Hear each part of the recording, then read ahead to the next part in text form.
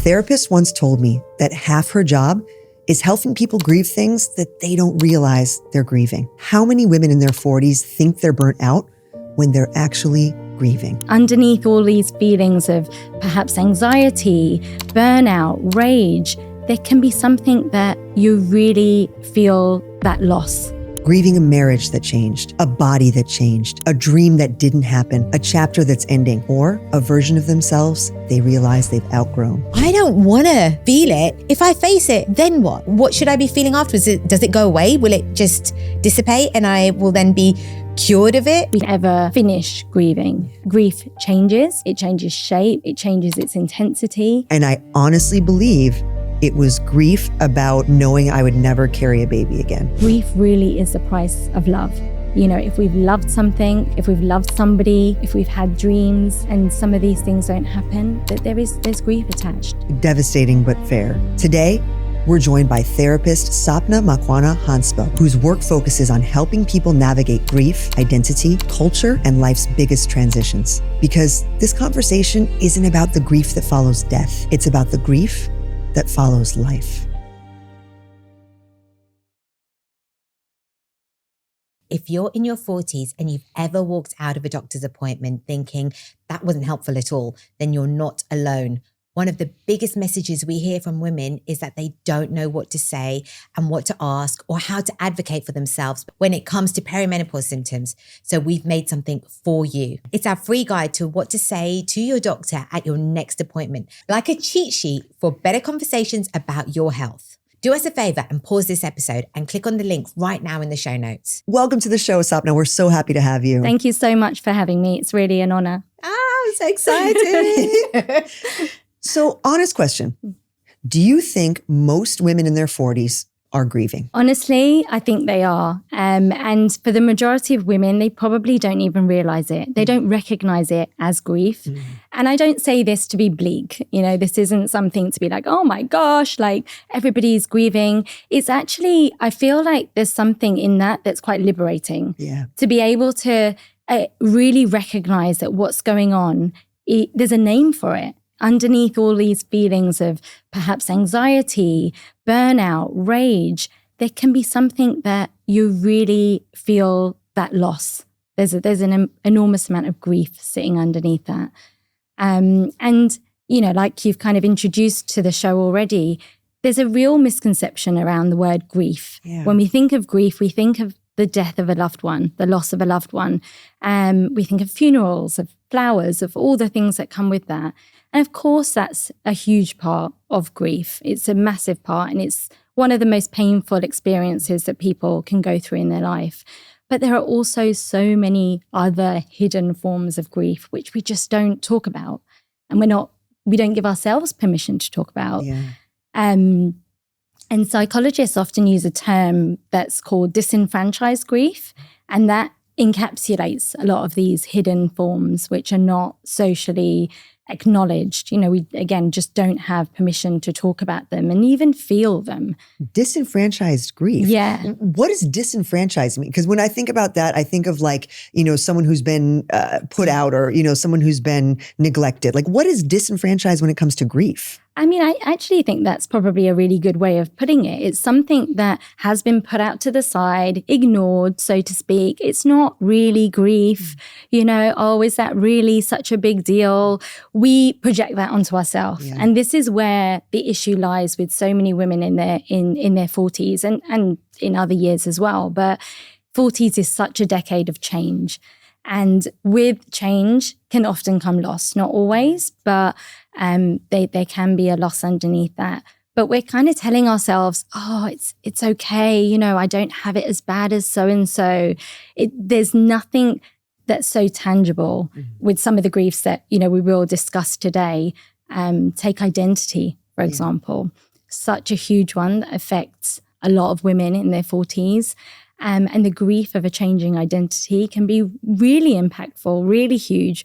But there isn't a specific point in which maybe we think, okay, that's gone now. It's more of a gradual unfolding. Can you give us an example of someone who might be grieving identity? Because I feel like, you say grief of identity, but what does that actually mean? Like, have you come across anything before? There's so many different layers to identity. And I see this all the time with clients, with people around me. So when we look at a woman in her 40s, perhaps one of the topics that, you ladies discuss and have had some amazing guests on to talk about is the body. Yes. So much happens in our physical bodies in our 40s. And there can be a time where you look at yourself in the mirror and you really don't recognize yourself. That you don't necessarily associate that with the word grief, but it's a loss. It's a loss of a version of yourself that you once recognized, or even a version of yourself that you always wanted. Yeah. The loss of a dream. Yeah. So identity exists on a body, with the body.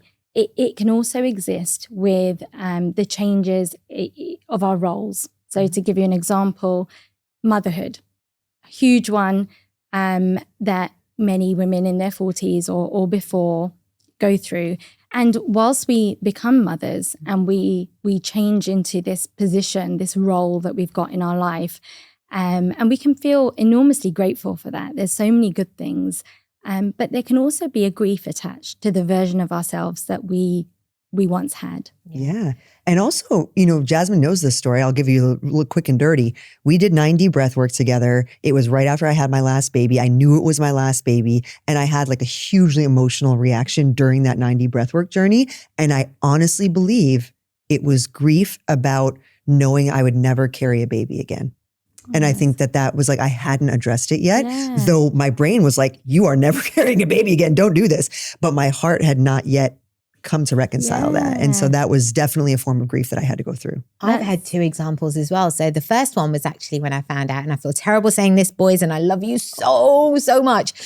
But when I found out that I was having 3 boys, and I desperately wanted a daughter. And I mean, obviously, Sapna, we've known each other for a very long time. Yes. So you know what I was like. When I found out that I was having 3 boys, I cried. Every time someone brought it up, oh, you're having boys. I cried.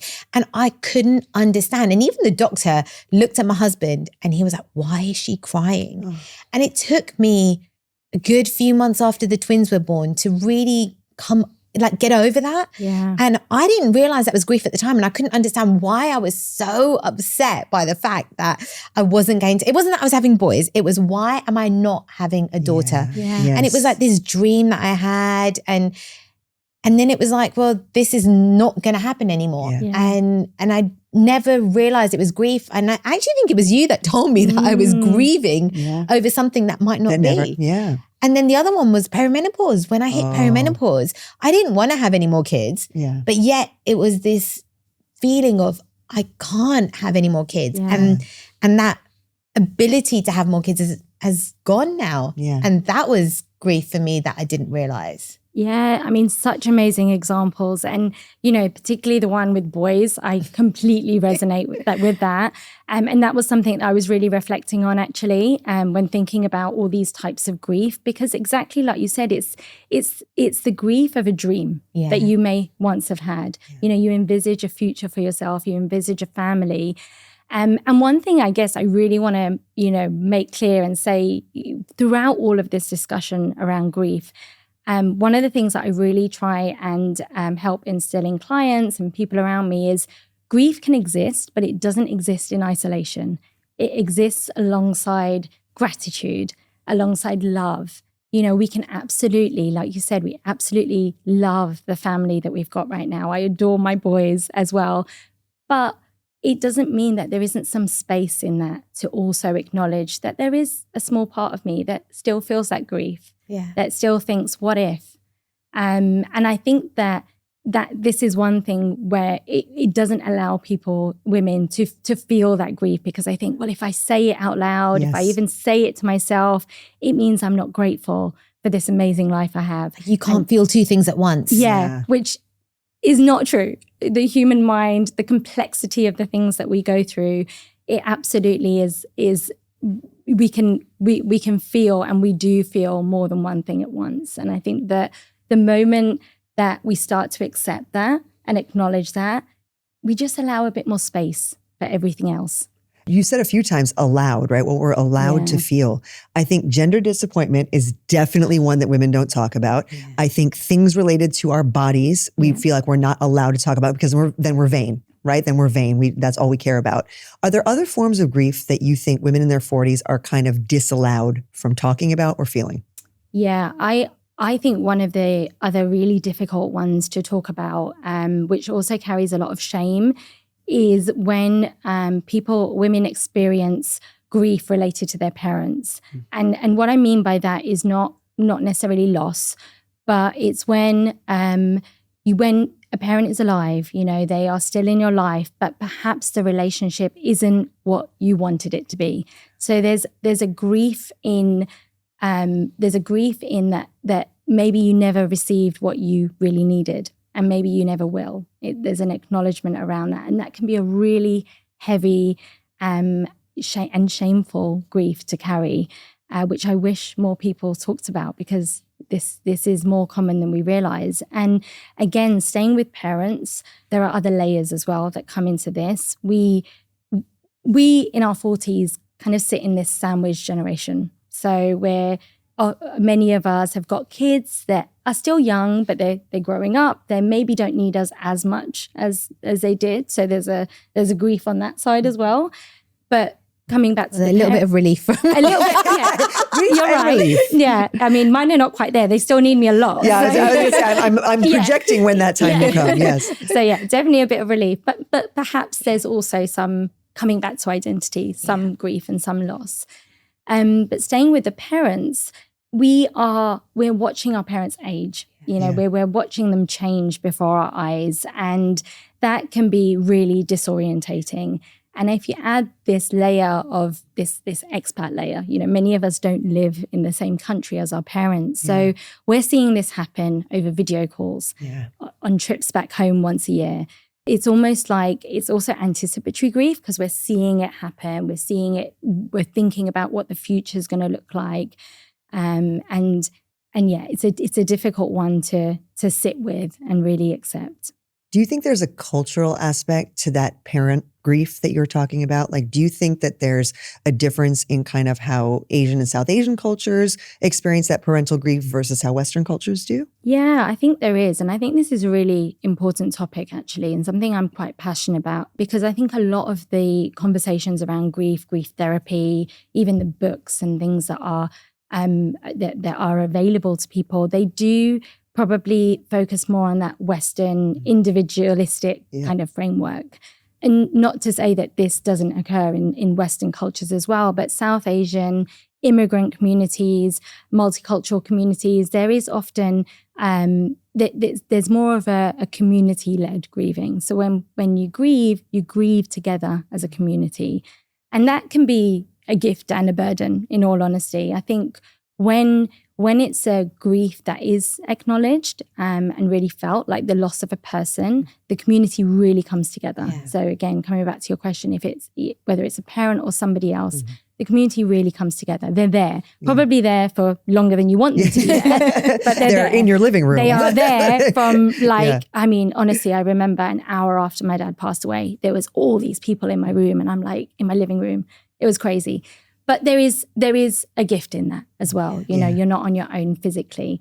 But there's also a burden. And the burden, I think, is that you're kind of expected to grieve in the same way as everybody around you. They set a timeline. They set the rituals. They set what you're allowed and not allowed to express and feel. So whilst there are lots of people there, you can actually feel quite isolated.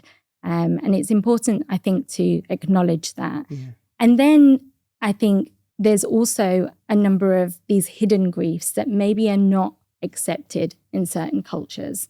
They're even more hidden, perhaps, in some cultures more than others. So, and what are some of those that you see with your clients, if you can share? Yeah, maybe. I mean, one of them, I think, is particularly in the South Asian culture and community, like divorce. Divorce is still a really big one that for some people, some families, it's not acknowledged, it's not understood. You just keep going and you figure it out. It doesn't matter. This is going to bring shame on the family. This is going to bring, people talking. So yeah, divorce. That resonates big time. I'm friends with a very close South Asian influencer, big influencer in the US, hundreds, thousands of followers. She's going through a divorce right now. She will tell nobody. So her and I are chatting about it behind the scenes in DMs. Yeah. She will not put that information out on her social media. She will not tell a soul because she knows that the community would not approve and that she would lose her social media following, which is predominantly South Asian, if she were to admit the demise of her marriage. And how isolating is that? Very. She's really struggling. Yeah. Like you're going through this huge thing and you're going through it alone. I mean, and this is where, and there's no criticism. I love my culture, but there are parts of it that I think we just don't talk about enough. And the more that we talk about this and the more that we raise this awareness that these forms of grief, they're real and they can have a huge impact on people's lives. We need to talk about them. If you enjoy the conversations here on the show, but wish that you could remember the key takeaways long after the episode ends, that's exactly why we created our weekly Fortitude newsletter. Every week, we send one thoughtful email, some quick but helpful behind the scenes nuggets about health, relationships, identity, confidence, all the things that we're navigating right alongside you. No spam, no fluff, just one really good email. Subscribe for free at thefortiesformula.com. We really appreciate it. And now, back to our conversation. How is it that people grieve in different ways, And like, I haven't had the loss of a close family member, but I have obviously experienced, I've been to Indian funerals. Obviously, I was there when your dad also passed away. But, like the whole Indian thing, it's outwardly displaying of grief.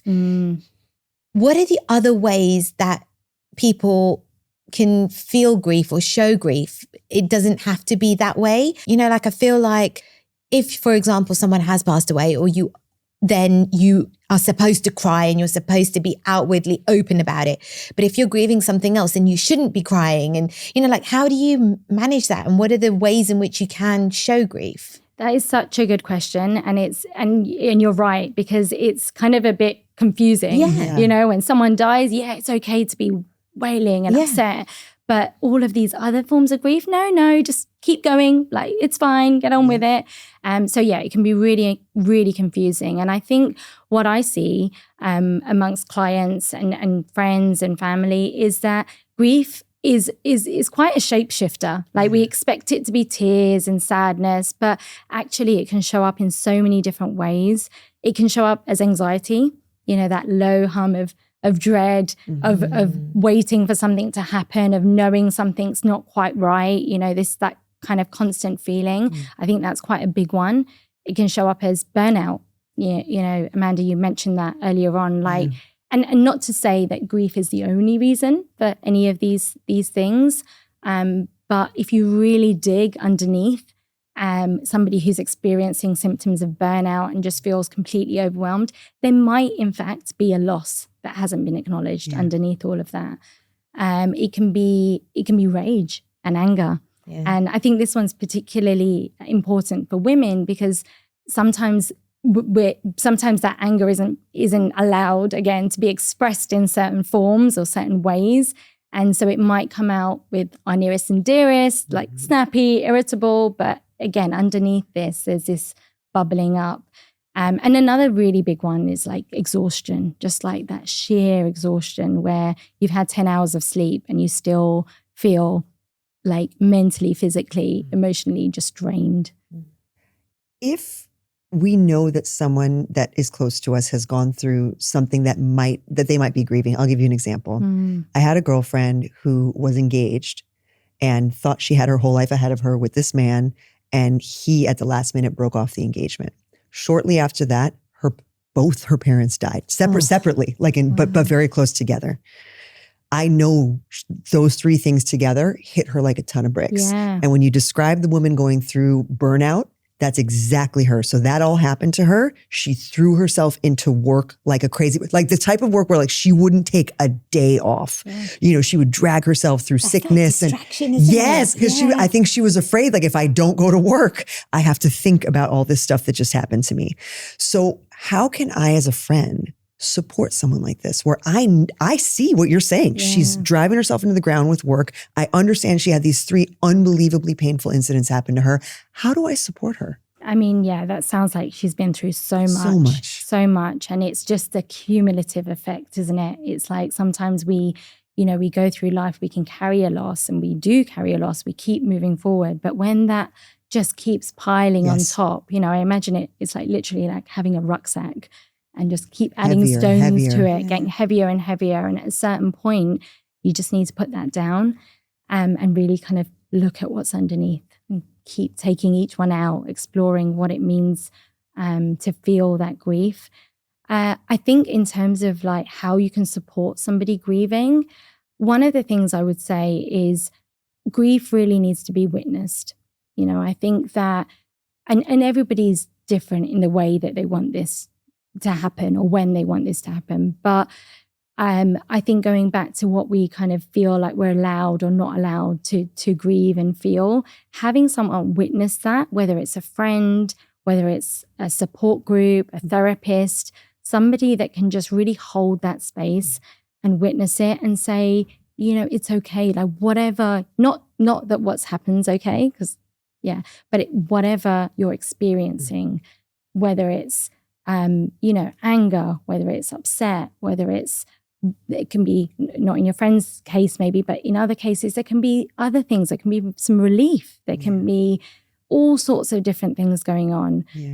So encouraging her to either reach out for support, give her support as a friend, but really kind of creating spaces where this grief is witnessed and she's not carrying it alone, I think is one of the most important things that we can do for somebody that we see going through this, or if you're experiencing it yourself.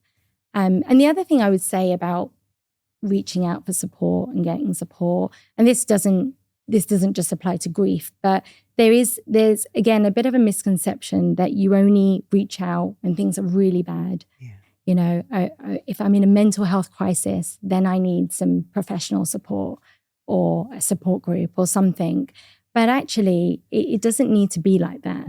Therapy or support group, anything like this can be a real space for you to explore what anything means to you, how you feel about certain things. We try to look after our physical health. Not some of us, I should do better, but, we eat well, we go to the gym, we try and sleep. And so I wish that we would think about mental health in a more similar way, not waiting until things get really bad, but checking in, trying to find your whatever works for you, because it's different for everybody. But really kind of applying that same logic. But I do feel like, like people will say that therapy is a white person's thing. Like if you're an ethnic minority, there has to be something wrong if you go and see a therapist. But, you mentioned that grief obviously comes in different forms and you do need to face it, but that feels scary. Like, I don't want to feel it. If I face it, then what? Like what should I be feeling afterwards? Does it go away? Will it just dissipate and I will then be cured of it? Unfortunately, no. I don't believe that, to be honest, we can ever finish grieving. And this is my, maybe other people think slightly differently, but in my own experience, in people I've seen around me, I think grief changes. It changes shape. It changes its intensity. But to get to a place where you've finished grieving, I don't think that exists. There's no grief cycle where it just kind of comes to an end. Yeah, I mean that whole kind of the more traditional model of grief, the 5 stages. I think there's some value in acknowledging. What are the 5 stages? So there's denial, anger, bargaining, depression, and acceptance. Okay, and I think that parts of those probably do happen to most people who are grieving, but the model kind of suggests it's like step by step. You feel denial, then you feel some anger, and not to completely criticize the approach because there is value in it, but I think that in my experience, grief doesn't work as neatly as that. It's not going through each thing at a time. I think that healthy grieving can look very different for everybody. But to get to a stage where you allow yourself to feel all of the emotions that are connected with this and still move forward anyway, still live a life, still have goals, still enjoy things. Again, having that full range of things while still acknowledging the grief. For me, that's kind of what healthy grieving looks like. Yeah. There's a model that I prefer, which is called the dual process model. And that kind of suggests that it can be very much a more kind of messy one day, you're really confronting, like you said, which is scary. I completely acknowledge that. But you're ready to sit with those feelings, confront them. How do I integrate this into my life? And then on another day, you're out with your friends. You don't even want to think about it. You're living your life and doing whatever. And I think that's probably how it works for most people. You kind of go back and forth. Yeah. It's too scary. It's too heavy to be confronting all of this stuff every day. But again, to have some space to really figure out how and I think this is probably the key word here, like integrate the loss into your life, because it's not something that I feel we can get over, but it's something that we can integrate it into our life. And we've got to remember, we've all heard this saying, but grief really is the price of love. If we've loved something, if we've loved somebody, if we've had dreams and some of these things don't happen, that there's grief attached. It's because it means something. Well, I've not heard that before. Grief is the price of love. Grief is the price of love. Oh, devastating, but fair. Yeah, it is. It's heartbreaking. Yeah. But so true. And then it's that saying, isn't there? It's better to have loved and lost than never to have loved at all. Yeah. So, in order to feel the emotions, you've got to have both. You can't just have one without the other, I guess, right? Yeah. And that goes back to how, we can make space for multiple things in our life at the same time. Ladies, we all know that sleep changes in our 40s and not for the better. You're waking up 3 a.m, throwing off the duvet and pulling it back an hour later and feeling like crap the next day. So much of that is temperature related, and that is something that we can actually fix. Honestly, that is why I am obsessed with Cozy Earth. Their bedding and loungewear is made from bamboo viscose. And the whole point of that is that it regulates temperature as you sleep. It is the brand that Oprah keeps coming back to as well. Cozy Earth has been on her favorite things list ever since 2018. And the bamboo sheets is the piece everyone talks about. They are unreal. So soft, and I actually stay cool all night, which never used to happen in the Singapore heat. They ship to Singapore, and international orders over $750 come free with expedited shipping. Our listeners also get up to 31% off their order with the code TFF at checkout. That code is TFF. And trust me, if your sleep has been a mess, do it now. The link is in the show notes. Well, speaking of making space for multiple things, your story is actually quite compelling. You're a third culture kid in like that very like exotic definition of that, if you can share. Because again, I don't know that all Americans know what a third culture kid is, or maybe anyone around the world that isn't in the expat community wouldn't know what that means. So if you can tell us like, what was it like growing up as a third culture kid, what that is, and then how did that inform your eventual choice to move into therapy as a profession? Yeah, I think it's really interesting actually when I think back to my life and my roots and where I came from. It kind of makes sense why I've always been quite interested in people, how people's minds work, and again, like this identity, this piece around identity. And yeah, like you said, I kind of do define myself or identify as a third culture kid. My parents were both born in Africa, actually. My dad in Uganda and my mum in Kenya. And we're of Indian heritage. So there's already some stuff going on. Yeah. So my dad's family, they were first generation immigrants to the UK. They were kicked out during a time where there was a real dictator in Uganda named Idi Amin. So he kicked out all the Indians from the country, and they left with nothing. They had to build a life in the UK. And I was born and brought up in the UK. So born in Manchester, then moved down south. So from a young age, I think I got very used to navigating a lot of different cultural expectations, values. I was, one version of myself at home, another version at school. I'm sure you resonate with this, Jasmin. Yeah, totally resonate with it. Yeah, it kicks in from a young age. You kind of have this ability to code switch, be who you need to be within that room. And I think it also helps me develop a lot of empathy and understanding for different cultural backgrounds and influences. So And perhaps because of some of my cultural expectations that were within my family, whilst I always had an interest in people and things, I went down a more traditional route. I went into finance, a very solid, stable career. Because you're Indian. Because I'm Indian. And it was either finance, engineering, or law. So I chose finance. And I had a 20-year career in finance, which I'm very grateful for. I think there was some real amazing moments and it gave me a lot. I learned a lot during my time. Towards the end of it, I really recognized that this isn't what I want to do for the rest of my life. And I think there was a personal thread that was running through that the whole time as well. I, like many people, have experienced a fair amount of loss of people in our family, in my life. Most notably, I lost my father when I was 28, which had a real impact on me. I think it really changes your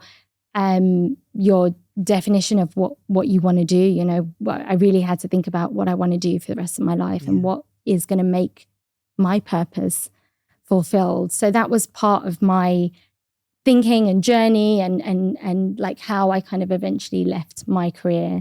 And I went back to school, I studied, became a psychotherapist, and I absolutely love what I do. I think that it's such an honor and a privilege to hear people's stories, to hold space for all of the things that people experience. And it's interesting that a lot of the clients I see now, a lot of the people I see, we're talking about these topics. We're talking about these cultural expectations, identity, belonging, grief, transitions. And whilst every story is different and unique, I really am able to bring my own experience into what I do. So very grateful.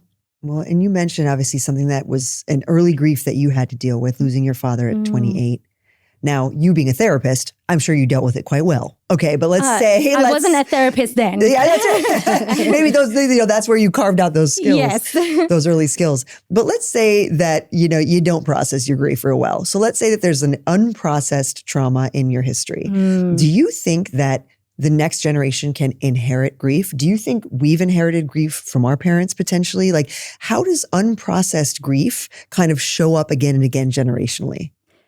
So there's a whole growing body of research on intergenerational trauma, and grief is a part of that.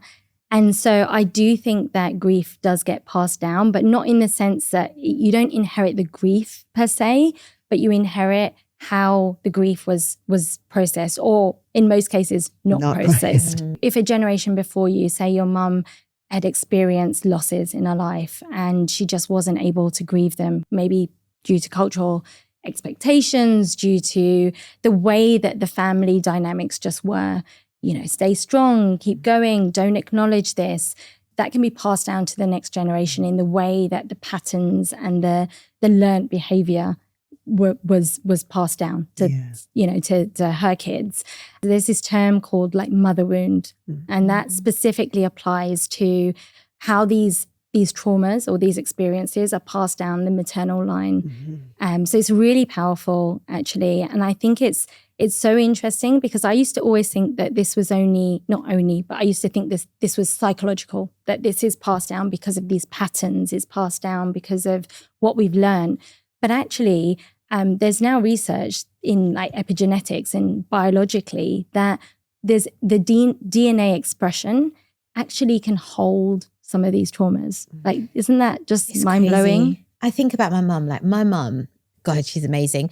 Like she was a maths genius. She would, she's like a human calculator. You give her a sum and she will just do it.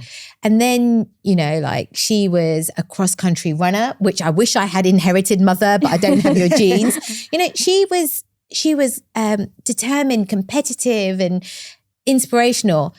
And then, like back in India where she grew up, she was then told that she has to go get married. And then she was, 16 years old, got married to my dad. Not that, my dad's there's something wrong with him, but like if my mum had had the right opportunities for the kind of person that she was, who could she have been? And I'm actually emotional about this because I feel like she probably had dreams and stuff. And then in the end, she's a mum, and not that that's a bad thing. So obviously she's my mum and I love her. But it makes me sad that she didn't get to fulfill her potential or her dreams or what she could have been because of what society had expected from her. It really is. It's so when you kind of get to that point where you look back and you think that our generations before us, like our mums have experienced this, and then we're carrying some of the outcomes of that. And honestly, this is one of the things that I find so profound about, like you mentioned earlier, it's scary. Yeah. It is scary. It's hard to sit with this stuff. None of this is easy. And in some ways, it's much easier to numb ourselves and self-soothe in front of Netflix, binge watch Netflix and have a few too many glasses of wine, which there's nothing wrong with, by the way. And not think about it. But not think about it. Not feel it. Yeah. But to sit with this and really, really kind of explore it, integrate it into your life. What I find so amazing is you're not only healing your own journey and what you've been through, you're healing past generations and you're breaking patterns for future generations. I mean, that to me is just the most amazing thing that we can do. Listen up, boys. For our, we're doing this for you. Yeah. We really are because, it's not easy. It's not easy stuff. It's not easy stuff. And again, I think, what Jasmin just shared about her mom, it's like we can actually grieve for other people as well. Like thinking about my friend as well. It's like I grieve for her loss also. Like I know about her dreams. We were college roommates, it's like, I know how hard that must have been for her to lose her fiance, at that late stage. And it's like, grieving for others is also a grief that we hold. Absolutely. And going back to your mum as well, Jasmin, like, that there's a grief for a life that you never lived. Yes. It's like that what if. But then the thing is, it's kind of almost like, is she stuck at this crossroad? Because if she had gotten on to be the best version of herself, she wouldn't have had me, my sister, my brother, our grandkid. Like none of this would have transpired, like what is actually happening now? And then it's kind of like, I would have loved for her to have had her dream life, but then we wouldn't be here. What would it mean for you? And that brings us back to, and I'm sure that she's so grateful for the life that she did live. Yeah. But maybe there is some space in her to also just acknowledge. Yeah. Well, I mean, maybe when we talk about processing grief and acknowledging grief, it does feel huge. Yeah. But sometimes it can be as simple as just naming it. Yeah. Just naming that there is a part of me that feels that there is some grief, there is some loss attached to that. I'm still living, I'm still happy and fulfilled, but there's a part of that that's there, and thinking about this, it's making me think of a client that I've had recently who came to see me, and she's highly functioning. Like this girl is, she's really got a very successful career, she's got a beautiful family, and yet she came in and she was like, there's something, I feel stuck and I don't quite know what it is.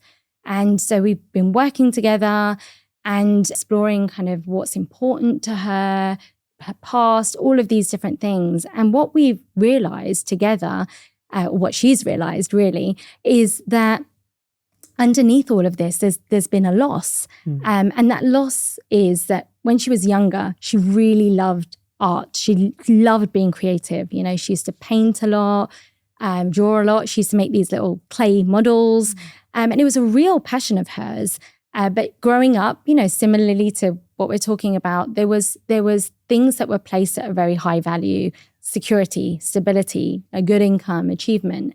And so as time went on, these things became less important in her life. And what we realized was this was a part of her that she really missed. Yeah. There was a part of her identity, which was this creative part, that she really missed. And there was some grief there. There was some acknowledgement of that loss. So it's not to say, at 46, she's having a complete shift in career, but she's starting to rekindle that love, that creativity. And it's been really quite amazing and beautiful to see that. Can we talk about how no one prepares you for how your skin changes in your 40s? Honestly, one day it's fine. The next it's dull, dry, and showing every single emotion you've ever felt. That's why I've actually been loving Love Indus. Their skincare actually feels like it's doing something. It's not just sitting on your face and looking sticky. It blends South Asian ingredients like ashwagandha and vegan ghee with proper New York dermatology tech. It's luxurious, but also very results-driven. Their line limiter is especially good if you're starting, like me, to notice lip or laugh lines. People compare it to Botox, which I would happily take after all those needles in my face. And our listeners get the highest discount they offer, 21% off with code TFF at loveindus.com. Plus, they ship free to Singapore, which seems like a very rare little treat. And yes, we earn commission when you use our code. So don't forget to support the show by using code TFF. Well, and that's such a great example of taking grief, processing it, again, with someone, and then being able to do something tangible about it. I think when people are often averse to therapy, it's because they're like, well, what am I going to do? Sit in a room and talk about shit for an hour and then what happens? Yeah. Whereas actually there are outcomes that can really help. Are there other strategies that you've found that are again, things that women listening can hold on to, can try to enact in their own lives to deal with the grief that they might be experiencing? I think, it's so individual. Sure. I think this is the thing. I think it So really, everyone should make clay models. No, I think it is really, really individual. And this is why there is no one size fits all. There's no do this and your grief's going to disappear. I don't think it works like that. I think it depends on how it's showing up in your life. What it's really, if there's things that it's stopping you doing. Because going back to what we were saying before, healthy grieving doesn't mean that you don't feel. It doesn't mean that you're not really sad some days and really angry some days. That can still be healthy grief, which is integrated into your life. It's really if it's starting to, impact things that you want to do or impact the things that you enjoy. But I think really it is sitting with it, with someone possibly, and figuring out how it's showing up for you. Because for some people, it can really show up, like we were saying earlier, in the body as well. Whether it's exhaustion or gut issues, something I'm super passionate about, as I know you are. Sometimes there is the body knows, the gut knows something before you cognitively know what's going on in your mind, before you can name it as this is grief. Your body knows there's something going on. You're feeling it in certain ways. And I guess for some people, if you are not processing the grief, then the things that would lead you to live a healthy life is not actually happening either. You're feeling down, so you eat shit or you drink alcohol or you can't sleep. And so all of these things are affecting your ability to live a healthy life because you're not dealing with what the actual root cause of the problem is. Yes. I think about this when I work with postpartum women who are grieving over their bodies. And it's often their physical appearance, right? Sometimes it's the function as well, but the physical appearance, right? And you could take that one way and say, I don't look how I used to look in my little crop and shorts anymore. Therefore, I'm not going to the gym. Because I look like shit in my little top, my belly's out, whatever, and I don't want to do it. So that's one way to approach that. Another way, and this is how I recommend the women that I work with view this, is think about something that would give you that same feeling of being comfortable in your skin that might not be putting on a crop and shorts when you're 6 weeks postpartum. So, for me, it was always what is my goal postpartum that I can work towards? So after my last baby was getting my muscle up. I really wanted to get my muscle up because I had never done a muscle up before baby. So I thought, if I can master this skill after having my baby, what a powerful reminder of how capable my body is. And I will tell you honestly, I videoed the whole thing, right? Because here's me. And it's like, there are videos that I look at when it's like, my loose skin is flopping over the bar or, my top gets rolled up and I can see, like how my body looks differently after pregnancy. But it's like, it's so funny because I was never thinking about that in those videos. I was thinking about how awesome it was that I got that skill.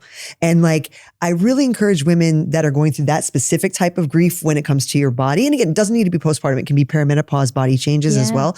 Like if you can find a way to think about what your body does, or again, to harness a feeling that you had in your body at its peak, whether it's physically visible there or not, man, does that go a long way. Yeah, that's such great advice. I think thinking about, really kind of like focusing on what you've got and that journey that you're on rather than, what you've lost. Yeah, that's really beautiful. Are there lifestyle things that you can do then if you do have, if you are feeling grief or loss in some way? So like going for a walk, like do these things actually help? Yeah. Or, like, is it that you can't go for a walk because you're feeling grief, or it should be you should go for a walk because, like, how is there a way of managing it if you're not willing to see a therapist or speak to somebody about it? Yeah, again, it probably depends on what works for you and what helps you. But, coming back to those real pillars of health, I think, and this extends beyond grief, but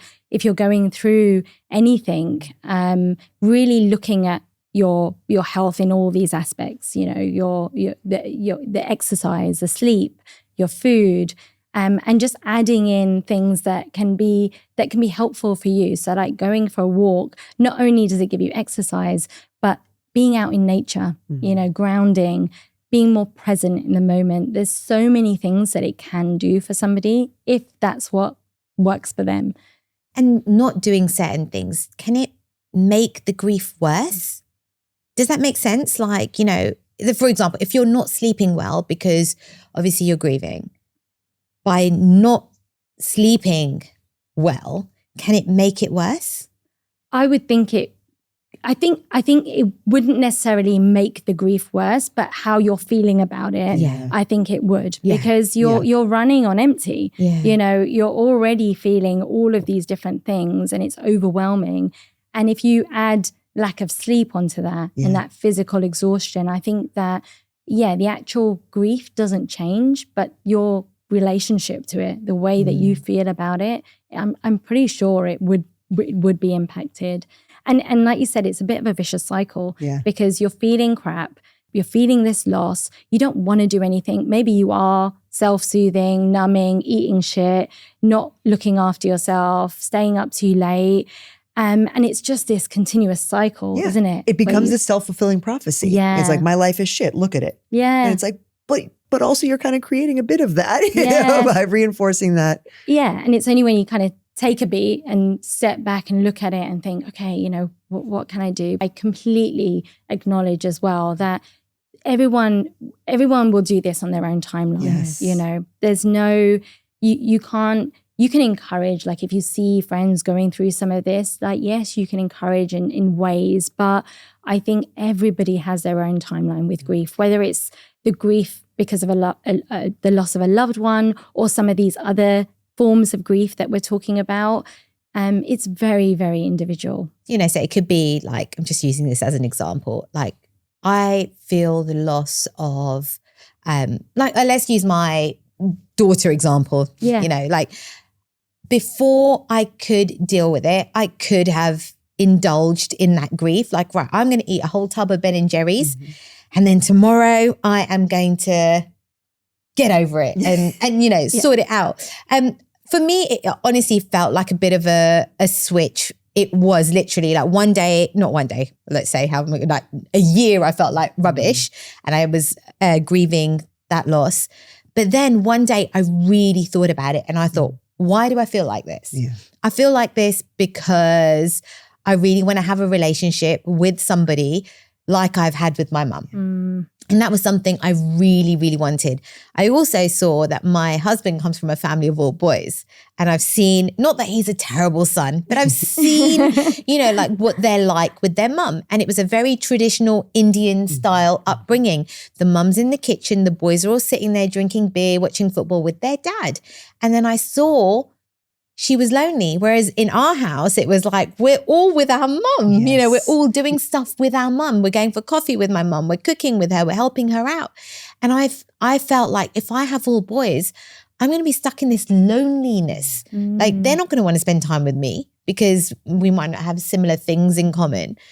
But then I was like, well, actually, I've got these boys, and just because they're boys doesn't mean they have to be like that. Yeah. And just because I have a girl, she might not want to hang out with me. She might not want to do things with me. And when I came to that realization, I was like, okay, I actually feel better now. And I've got these 3 healthy babies and, you know, I love them dearly. And I'm going to make sure that I have a good relationship with them where they will fucking come in the kitchen and help me when I need them. Yeah, you don't have to replicate what you've seen in other relationships in yours. You don't have to be subject to this. It's not happening to you, right? You create the life that you want. But I think that takes a lot of work. It does. I mean, what you just described feels very deep. I didn't even think to go see a therapist. Like I said, you only go see a therapist if you've got a real problem. And, you know, not having a daughter is not a real problem. But actually, it was a problem for me. Yes. Yeah. It was a problem for me for a whole year. Yeah. You know? Yeah. And what you've described, I think it so beautifully also shows that there are so many things that we can't control. Yeah. You know, there was a lot in that you couldn't control, but it sounds like you also really focus on what you can control. And that is, yes, this is the images that I've seen of boys. This is what I've seen around me, but that doesn't mean that this is how my family is going to look. You know, you're bringing back some of that control and thinking about, what you can influence, which I think even outside of grief, I think that's such an important thing to think about, rather than being a kind of victim in your own life and letting things happen. What is it that you can influence? What is it that you can do in any situation? I love that. I love that. I love that. And let's ride that upbeat wave into our hot or hype segment. Okay, let's do it. So again, we love some grief. Okay, we love some grief chat, but let's lighten up the mood a little bit. Yes. I want to ask you about some cool therapy hot topics, because I'm always perplexed by therapy. I've only been once I've to never therapy. been. Other than when I speak Sapna. Yeah, I've been to the anger management therapy that I referenced on the show previously, and I've been to marriage therapy with my previous husband, which obviously did not work out. Okay, so I have therapy questions. Okay. Here they are, girl. You give us hot or hype, and then you can qualify lightly kind of why you gave that answer. Okay. So these are hot topics in therapy.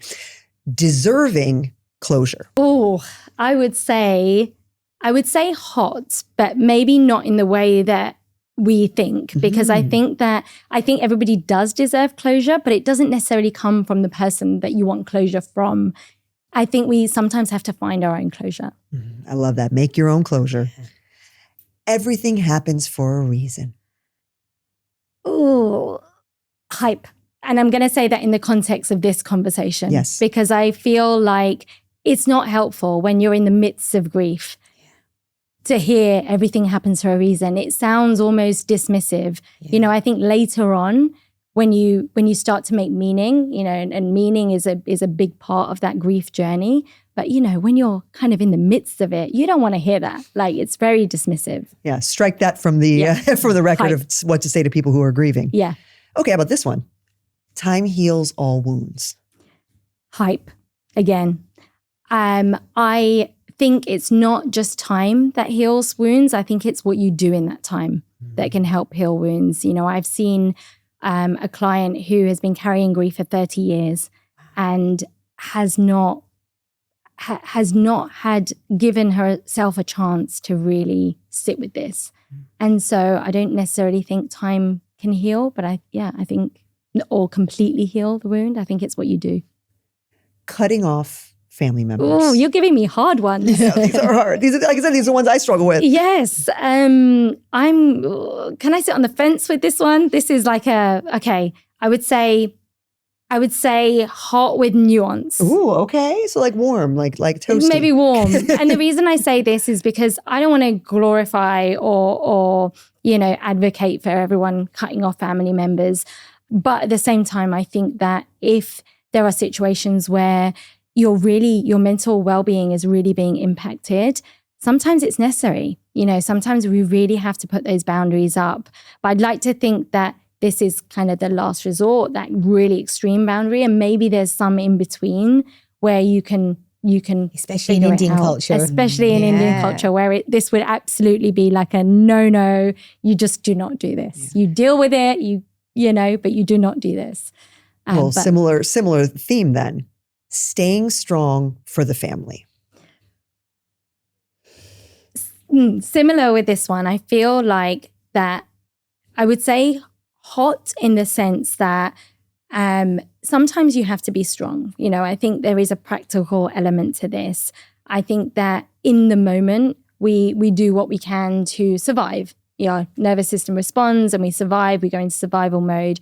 And that sometimes looks like staying strong. But I also want to question the definition of strong here, because I think that when you initially hear that, being strong, staying strong, you know, it evokes those images of not being able to express your emotions, of not being able to, you know, fall apart at times. And I actually don't think that that's what strong means. I think me now as a mother, I want to advocate that being strong means that I'm able to express sometimes when I need to. I'm able to teach my kids these lessons and these ways that we are able to process things in a different way. Like there's softness and there's softness in strength as well. Yeah, it doesn't mean being emotionless to be strong. Yes.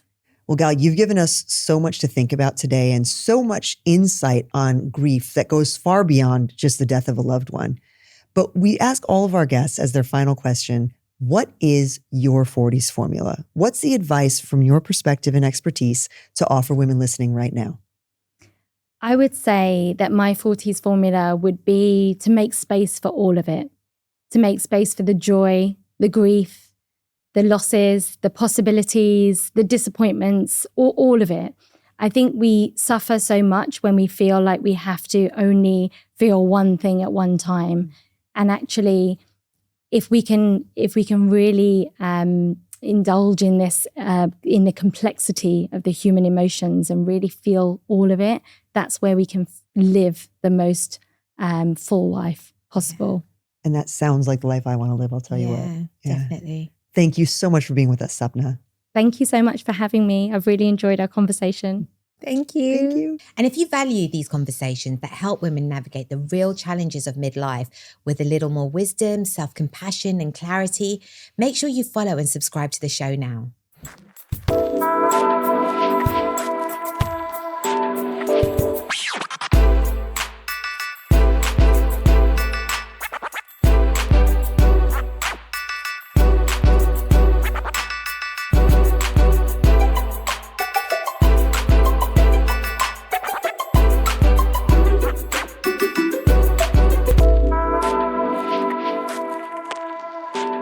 We don't want everything to be like picture which perfect, is fine, which is not real.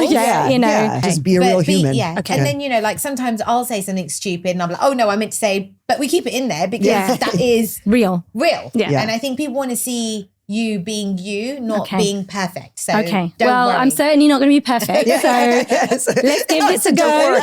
And I'll be as real as possible and try not to fuck up too many times.